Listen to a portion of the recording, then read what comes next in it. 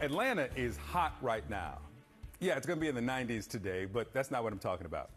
The debate is here in 5 days. President Biden, former President Trump, their campaigns, the surrogates, they're all here for the biggest moment yet of the 2024 campaign, CNN's presidential debate. It's right across the hall, actually.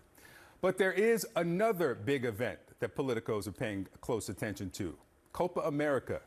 It's a soccer tournament.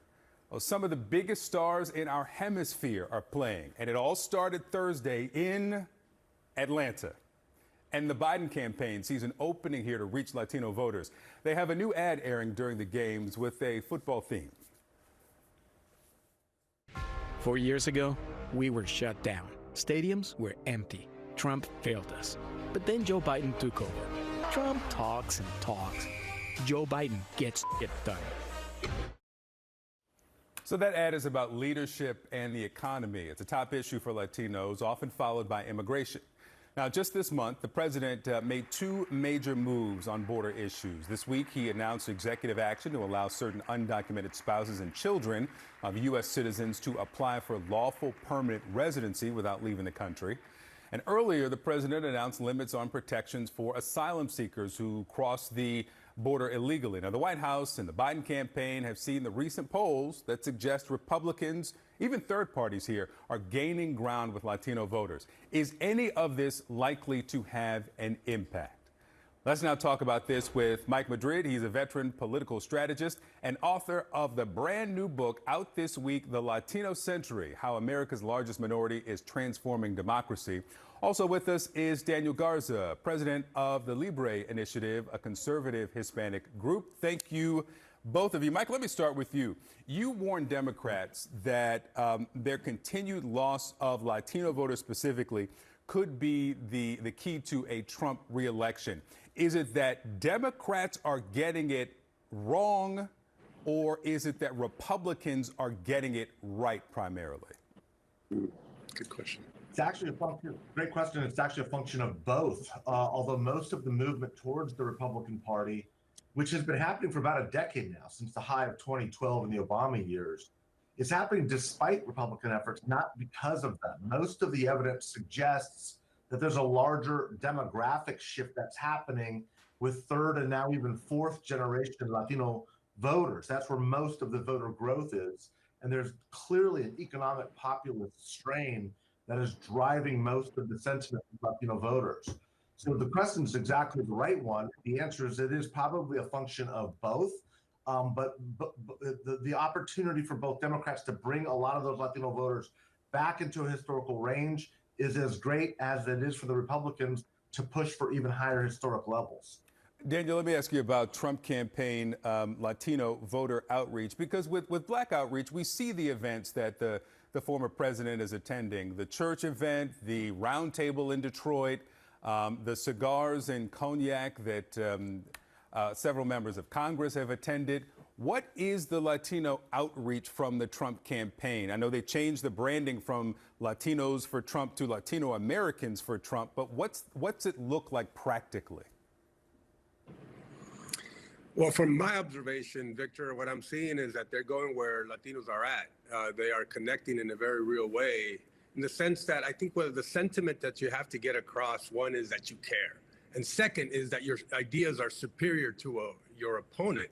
And so it's just so important that, showing that you care means you show up, right? You understand what our priorities are. You're willing to listen. You don't come to impose your own agenda. But you want to get a feel for where Latinos are at. And right now, the message is that Biden is not delivering for Latinos. And so Trump is pouncing on that, right? The reality is that working Latinos are not getting a square deal. They are bearing through the ravages of reckless spending, high inflation, and high interest rates. I mean, we just had an anemic 1.3 GDP growth in the last quarter. And that's with an artificial economy that's been inflated with $6 trillion in spending. So, I mean, this is what the Trump campaign is tapping into. An economic message above an immigration message, because the economic and inflation message, regardless of race and age group, is really what we're seeing at the top across polls. And Mike, let me bring that to you, because as we're talking about, I mentioned that the Trump campaign renamed their outreach from Latinos for Trump to Latino Americans for Trump. I read that you have concern or criticism of the Biden campaign's Latino outreach. It's called Latinos con Biden Harris, and what that suggests about their strategy. What is your concern? Well, the whole premise of my book is that the massive growth in Latino voter, Latinos on the voter rolls is happening with third and fourth generation Americans, Latino Americans, who view themselves by a 2/3 margin more as Americans than with a Latino ethnic identity. So when Donald Trump is making this pivot to literally add the name Americans, it's not a coincidence. It's research based. They know what they're doing. That's where the massive voter growth is happening.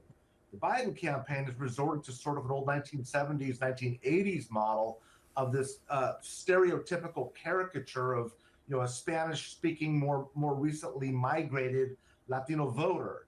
There's nothing nefarious about it or bad about it. It's just probably not very effective anymore. That's kind of an old tactic, again, that was used more last century than this century. So both campaigns are really speaking to two very different voter groups within the Latino community. And for right now, the math is starting to benefit where the Trump campaign is heading. But we're going to have to wait and see which campaign is going to battle more for turnout and be most successful in November. Yeah, Mike, I read an excerpt from your book where you says that they need to step up and talk to Latinos like real people, not props in an old movie or pay the consequences. That's right. Daniel, let me come to you, because you've long been critical of former President Trump's messaging on immigration. I want to play something that he said in the 2016 campaign and then something he said in this campaign, and then get your reaction. Sure. They're sending people that have lots of problems, and they're bringing those problems with us. They're bringing drugs, they're bringing crime, they're rapists, and some, I assume, are good people. They come by the millions and millions and millions. They come from mental institutions, they come from jails, prisoners, some of the toughest, meanest people you'll ever see. You wrote after Trump said that in 2015 that it is our hope that Mr. Trump reconsiders his insensitive rhetoric, focuses on sensible and effective immigration policy position, and contributes to a more positive and constructive dialogue. The American voter deserves better. Well, he hasn't reconsidered. He hasn't offered anything different. By your framework, he isn't any better. What's your assessment of his rhetoric today? I mean, it's still the same coarse, uncouth narratives.